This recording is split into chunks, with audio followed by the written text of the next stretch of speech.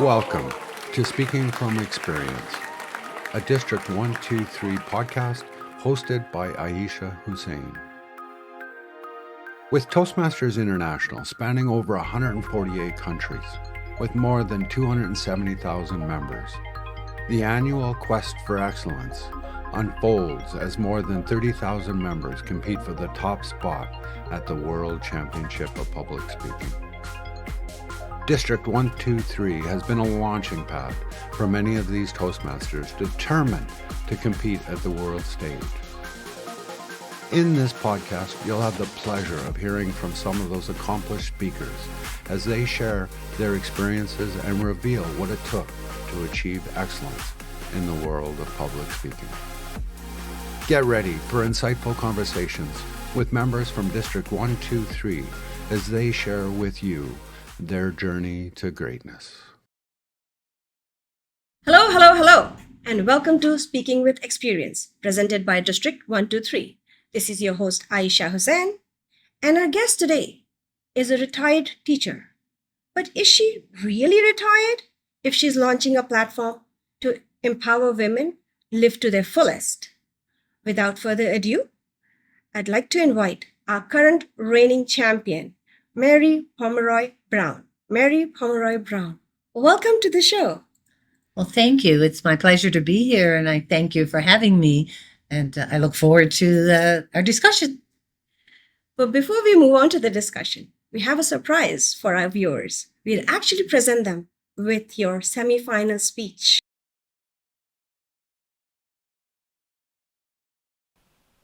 Why are you so loud? Why are you so close to me?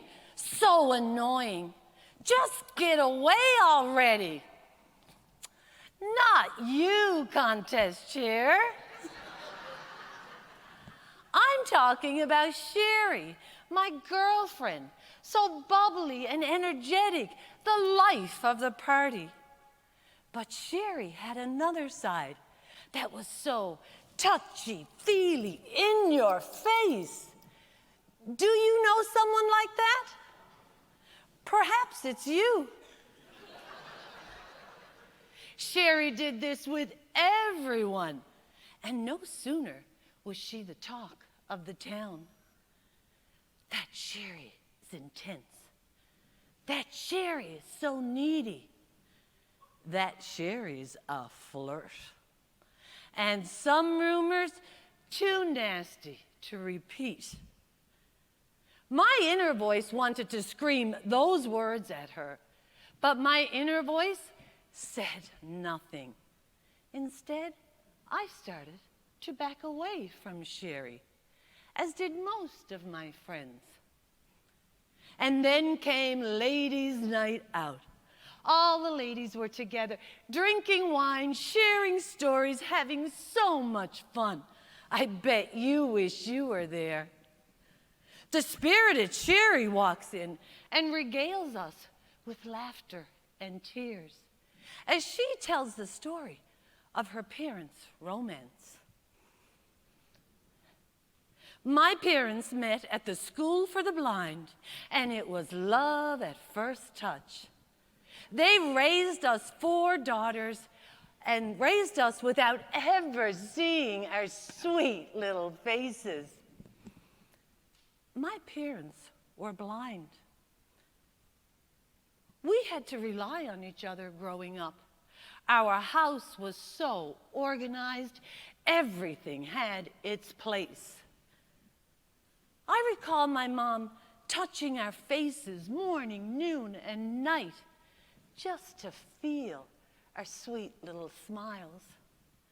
They could tell if we were happy, angry, or sad just by touching our shoulders. My mouth dropped. How could I have been so wrong about Sherry? How could I know that close physical contact was essential in her life? That her parents had to depend on heightened senses to nurture and create bonds with their children, and even to tell them apart. I saw Sherry differently now.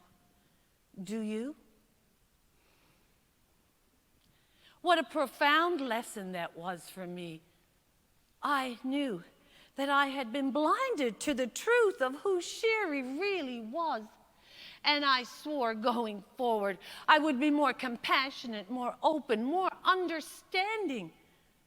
Now realizing that if I make assumptions, I am blinded to the truth. Now I know it's not always easy to be open to others, and sometimes it's just easier to make those assumptions without knowing the full story. I recall this day at the gym. I looked over, I saw this lady with the tattered baseball hat on, that hideous orange t-shirt, as if she had just stepped out of prison. And when I looked down, she was wearing an ankle monitor. I started to think, this girl is trouble. But my inner voice reminded me, if I make assumptions, I am blinded to the truth. So I stopped thinking the worst of her, and I continued with my workout. Then I went to the change room, and I realized my smartwatch was missing. My immediate focus went to that girl. You know the one, that orange menace. She stole it. I knew she did. Come on, you know she did. I looked everywhere for her, but she was long gone. I bet wherever she was, though, she was on time. The front desk offered no help. I'm sorry, there's nothing we can do for you. Oh, have you ever been so sure of something that you would go to the ends of the earth to prove it? That was me. I was determined to confront her, and I was headed back to the gym. I pulled on my gym shorts, and as I reached into my pocket, it was there all along. How could I have been so wrong? Images of Sherry flashed before me. Here I was again, blinded to the truth. I would have blamed an innocent lady without knowing the full story.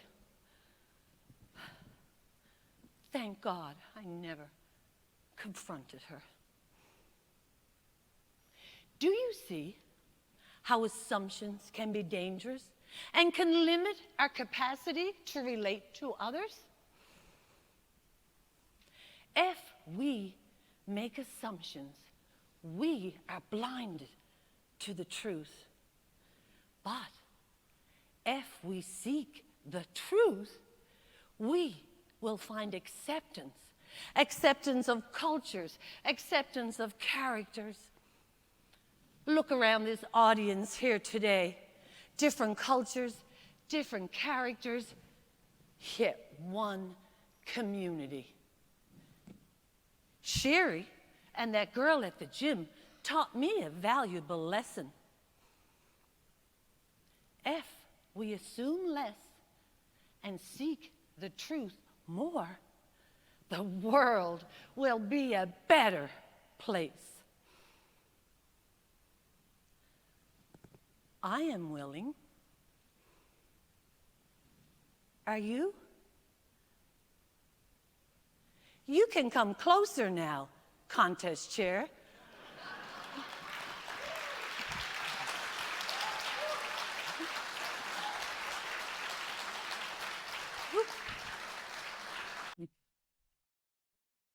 Wow, Mary, that was very powerful and empowering speech where you talk about acceptance. But before we move on to acceptance, I want to ask, how did your Toastmasters journey begin? How did my journey begin? Great question. I am a retired teacher, and when I retired from teaching, I opened a little pub, a little restaurant pub. And one of my regulars was an IBM executive, and he was a public speaker for IBM. And I love to speak. If there's a microphone, I want to be on it. So that was me. So I said to this man one day, Harry, I said, Harry, if I want to be a better speaker, what's my first step? And he said, join Toastmasters. The next day, I found my Toastmasters club, and I haven't looked back. That was the launching. Harry launched me into a Toastmasters journey, and I always thank him for that. Oh, I can so relate to that because I remember as a kid, I've always practiced in front of the mirror, but never really thought of taking it to the platform. But ever since joining Toastmasters, life has completely changed. Yes. On topic of change, you are a current reigning champion of international contest. How did winning the champion changed your life as a speaker and at a personal level? Great question again. You have great questions, Ayesha. How did that change me? I guess the only thing I could say is it's really helped me build up my confidence. And sometimes I have to sit back and say, hey, Mary, you did it. You got there. And that's just, sometimes when you doubt yourself, and we all do it, I'm sure, you doubt yourself, and I'm like, what am I doing on stage? Why am I here? And then you're like, okay, you made it. You did it. Like, you should be proud of yourself. You should be happy. You should accept this as a win. Right. No matter how far you go, every step is a win. Every step, is a journey towards something. And that's how I look at it. So it's changed me. It changed my perspective that I'm journeying towards something. What that is yet to be uncovered. But I'm moving forward with a greater confidence, with a greater fire within me. And I just want to be passionate about life, passionate about what I do in my future. And that's what making it to district and then to semifinals, that's really what has done it for me. So if I'm understanding, you're saying that you do still face with imposter syndrome at times. Imposter syndrome. For those that don't know the term imposter syndrome, as per Toastmasters.org, the phrase imposter syndrome was first coined in 1978 by Dr. Pauline Clance and Suzanne Imes, two clinical psychologists who identified a pattern among high-performing, successful women. Despite external evidence of great accomplishments, these women could not internally accept their own success. They dismissed it, attributing it to luck or people overestimating their intelligence. They felt like frauds. Initially, the experience was thought to be limited to only women, but research since then indicates otherwise. Now back to the podcast. So there are a lot of people who aspire to be a public speaker and they consider joining Toastmasters.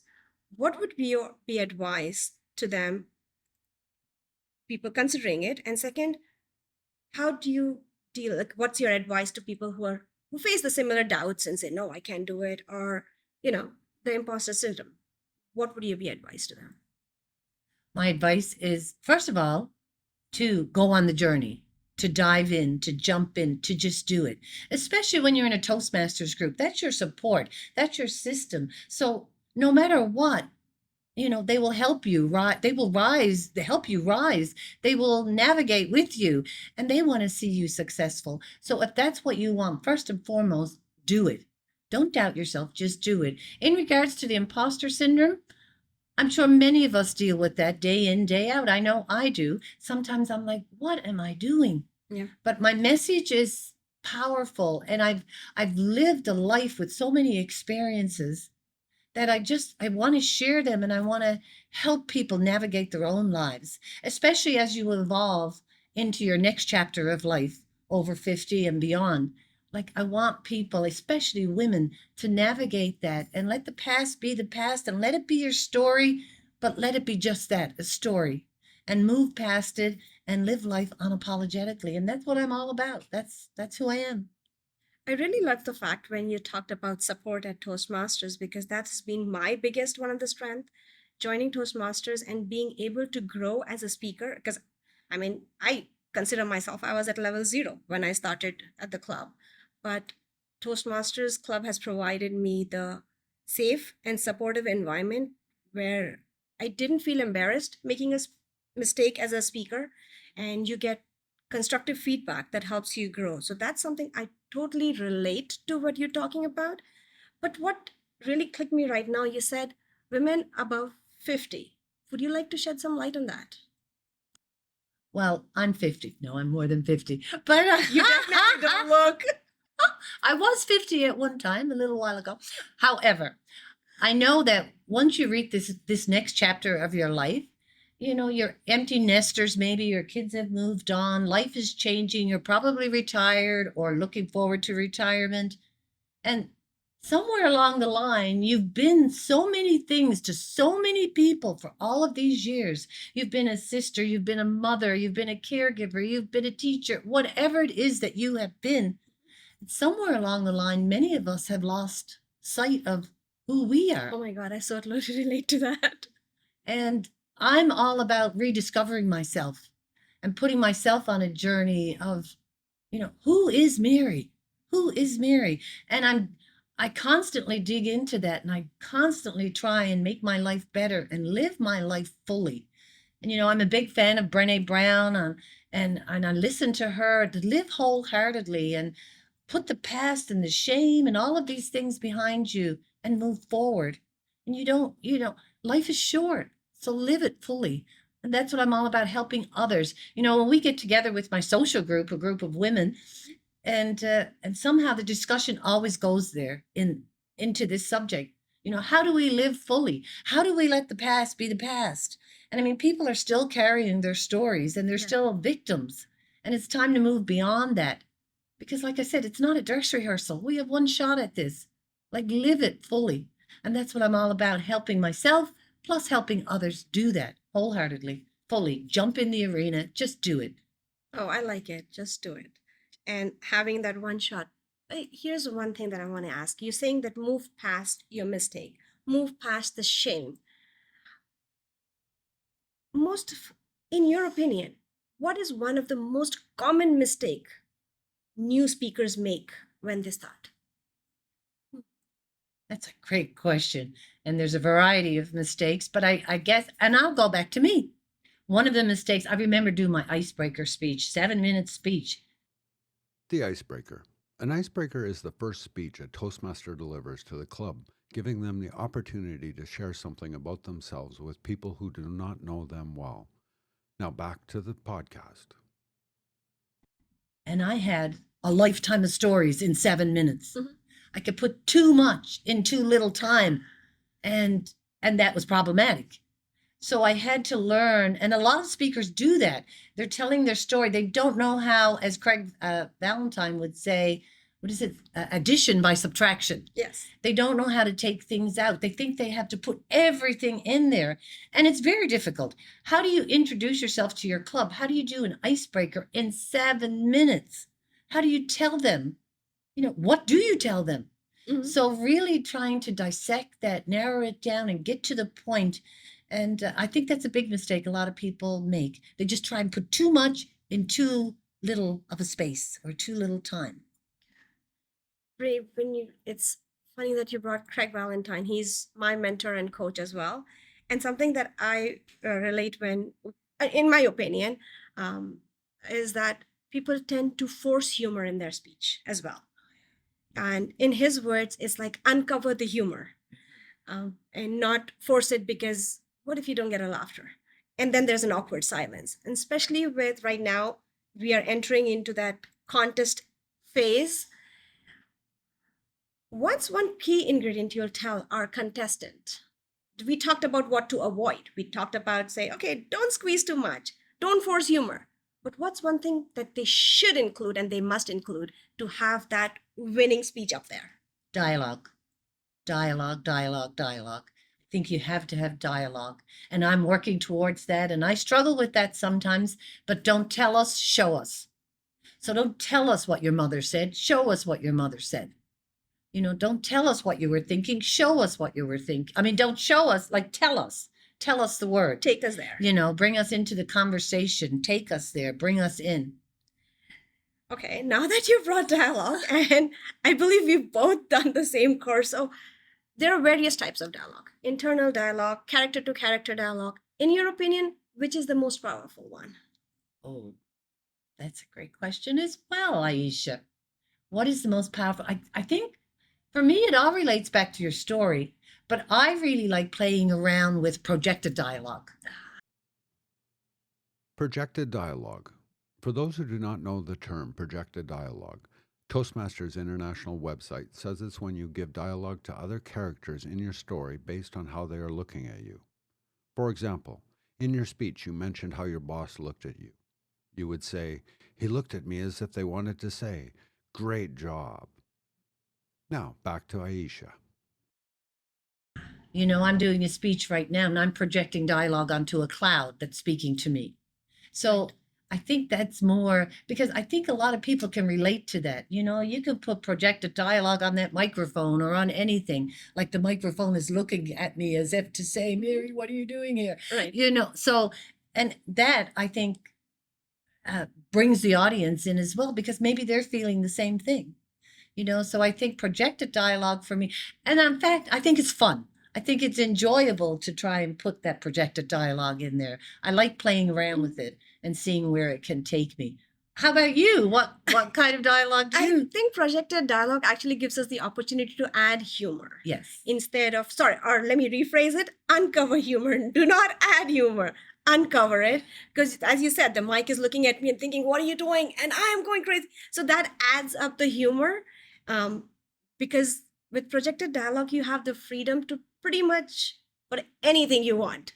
You get that creative freedom. Right. So yes, I definitely agree. Projected dialogue is one of the best options. But I also like dialogue to dialogue, and because as you said, don't show us, take us there. Right.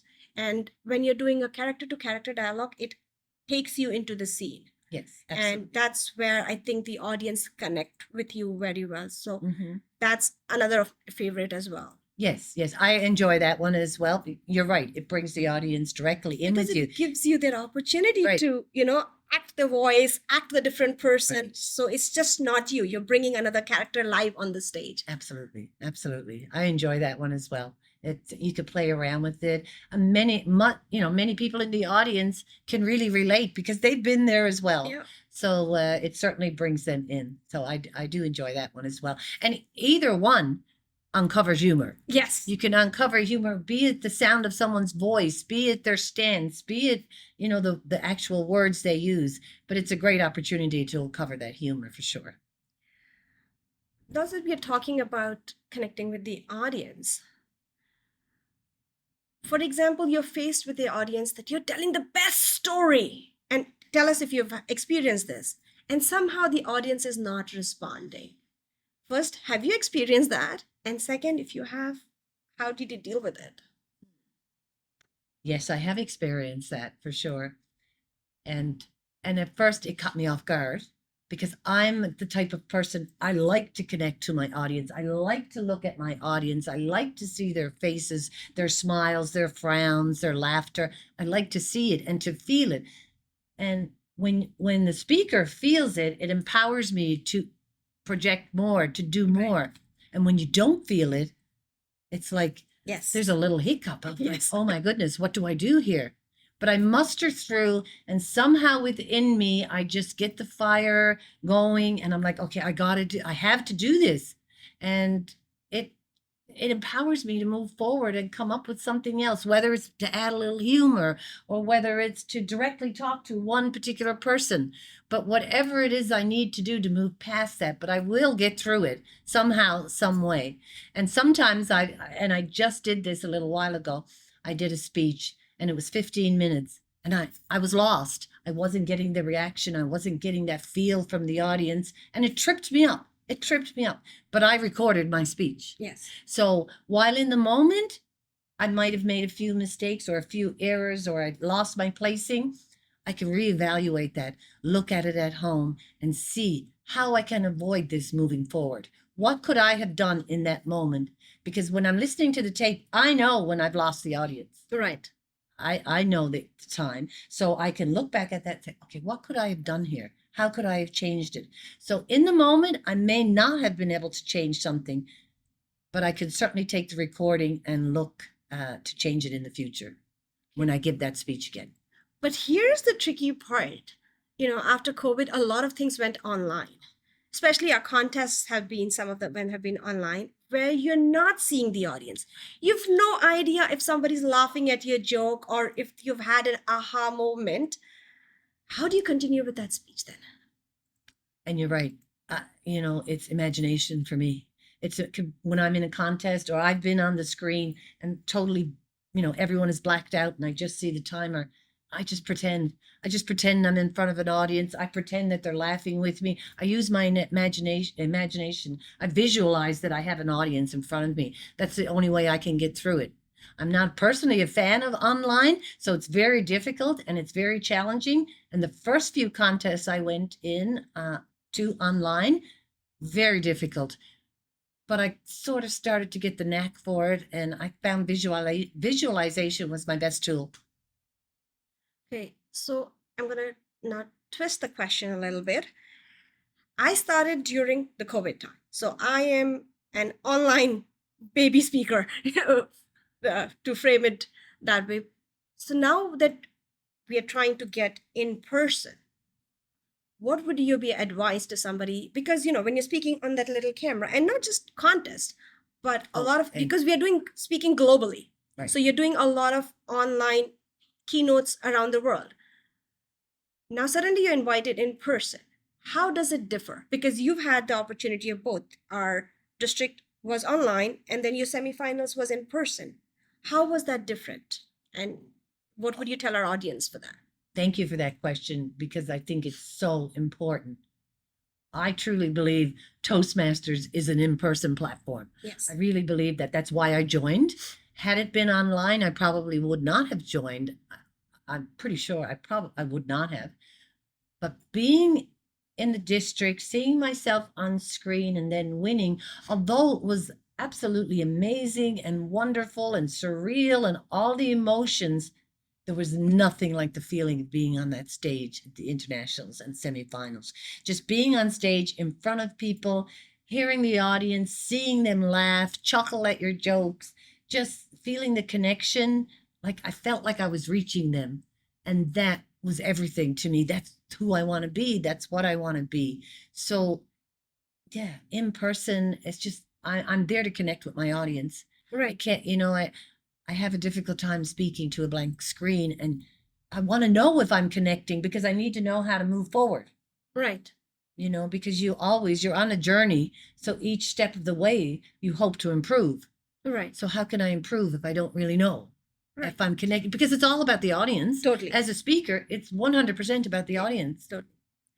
But isn't the body language a little larger when you are in person? Oh, so how do you distinguish those two differences? Because now as a speaker, we have to be flexible to be speaking online and in person. right. Because when you're speaking in online, you're not really moving around. You have working in one box. But when you have a bigger stage and you just use that one centerpiece, then it's just like you're just focused on this audience. But you have to look at the broader audience. Yes. Yes. How do you decide, okay, I need to walk from here to here. Or has to be my grand gesture. Because in camera, you can't have that because it'll cut off half your hand. Right. Where do you define that line?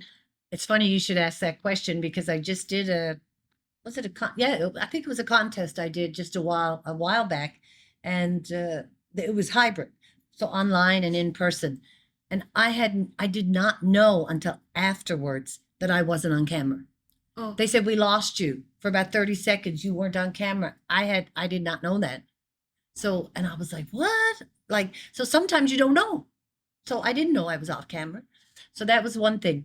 But the other thing is purposeful movements. Like when I'm online, I have actual X's on my floor, like tape. Mhm. So I step here, and you can't step too far, like you said. Yeah. So if I'm talking about the past, I'll step, make 2 steps. If I'm going this, the future, I take 2 steps this way. My message, I'm like 2 steps into the middle. So everything is like a 2-step process, right? Yes. But when you're on stage, there's more dynamism. I don't know if that's even the right word. There's more opportunity to engage, because the audience is so broad. Yes. It's right there in front of you. So you have to speak to these people as well as to these people Exactly. as well as to these people. So you have to make those purposeful movements. So, you know, I do the whole past and the future and my message in the center. So I try and make everything as purposeful as possible in how I move upon the stage. And usually, I remember going to the semifinals, and there was a direct, like from the podium to the flag Yes. or to the banner, that was your space. Yes. You know, so you knew exactly what area you had to move in. And you really had to navigate that and practice doing that. And it takes practice, and Yes. it takes some very purposeful movements, things that you have to incorporate into your speech. Yes. Where will you move for this part? Where will you move for that part? Your message is front and center. And that's the way I do it. So Yeah. I'm getting the keyword practice. is- practice. So again, contest season. How many hours do you really practice for each speech? Oh my Or goodness. what you will tell us, the contestant, that you should at least practice 10 times before you take it to stage? I don't know if there's an actual timeline on that.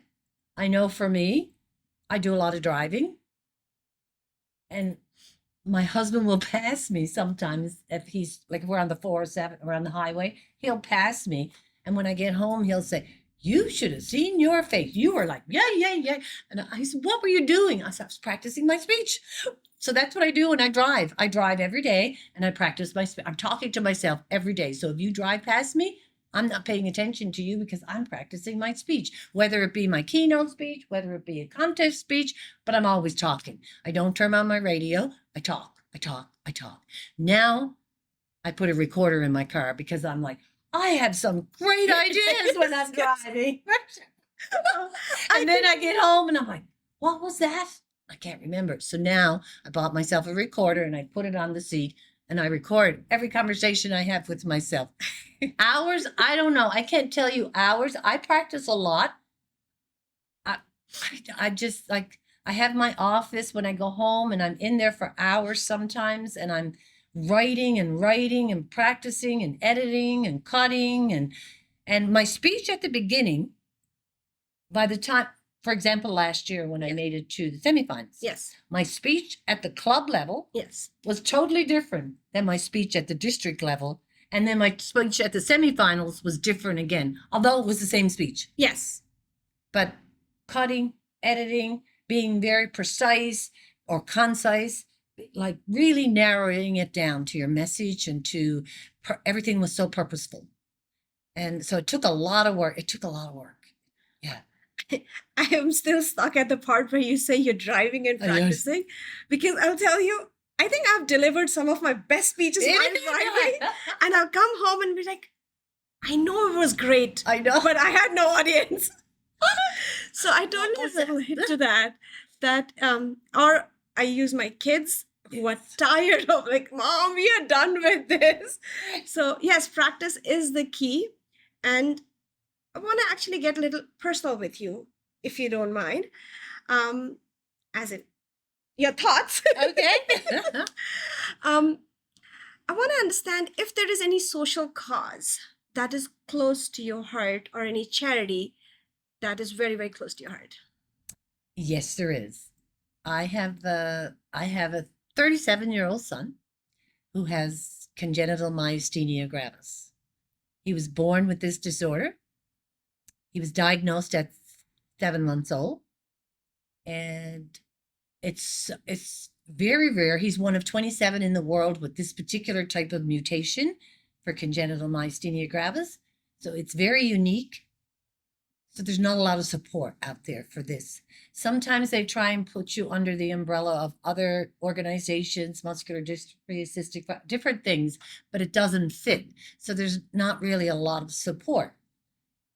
So my passion is to bring more awareness about this disorder, because there's a lot of people affected by it. My son might have a particular type of it, but it is a very broad condition. And I'm very passionate about it. I'm very passionate about his story. I have my speech written, to get back to public speaking. I have my speech written. If I ever make it to the top 10 on the, which I will, when I make it to the top 10 on the world stage, that speech will be shared. If I don't make it to the top 10, it probably won't be shared. But I have my speech ready for when I make it to the world stage. And I'm very passionate about this community of myasthenia gravis people.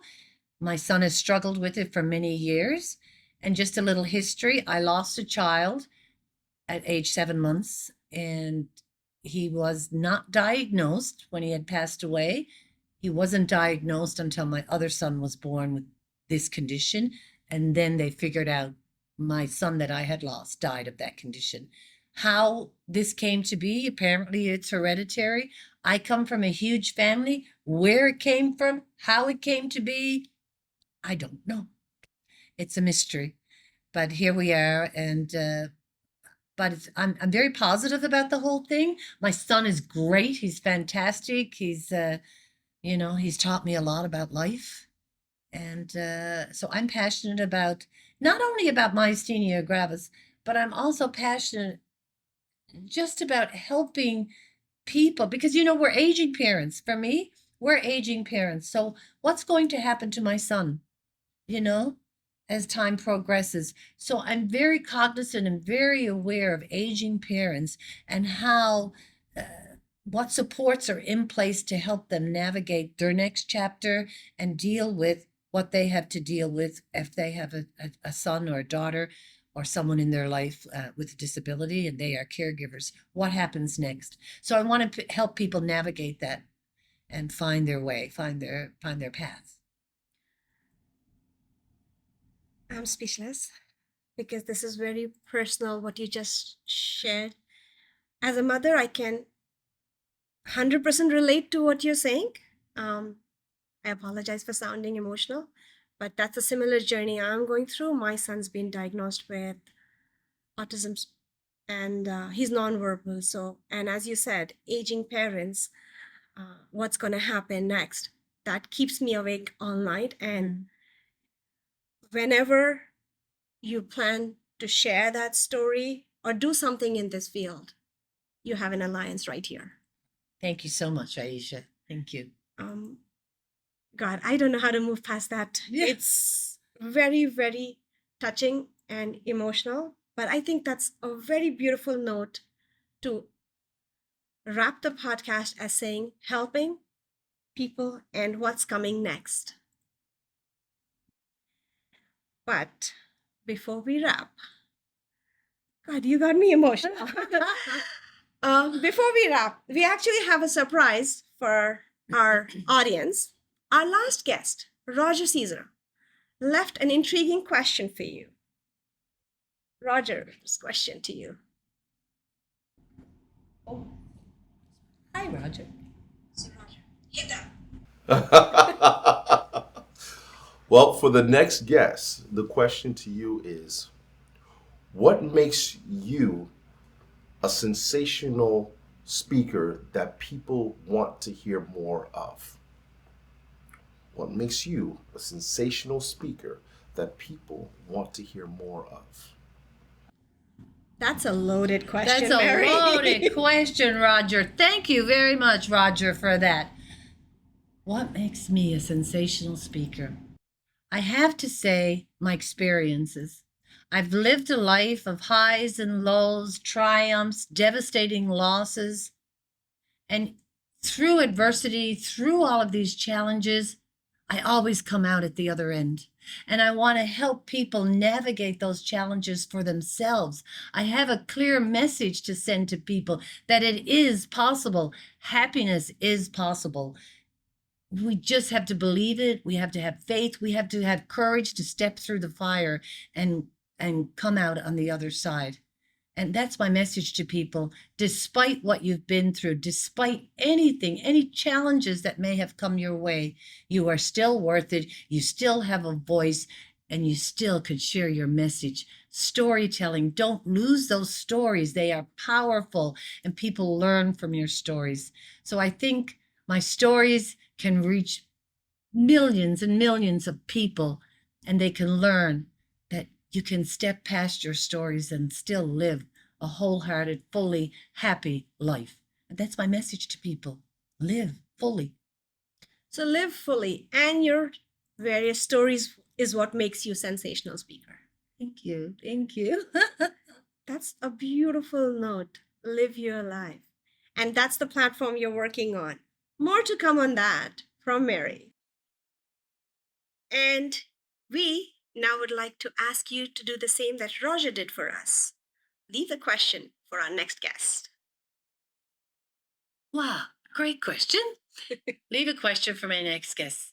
My question would be, what are 3 things that you can do to connect to your audience, to make your speech impactful and be heard and be repeated? What can you do to instill that in your audience, to engage your audience?